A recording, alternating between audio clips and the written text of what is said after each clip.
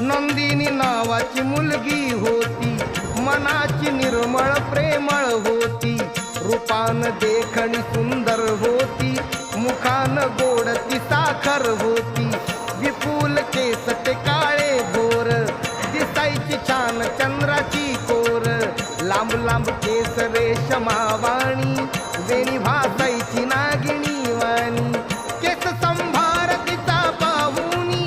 करती हेवा तिच्या मैत्रिणी, नंदिनीला सुकेशिनी म्हणती, होती सर्वांची फार आवडती,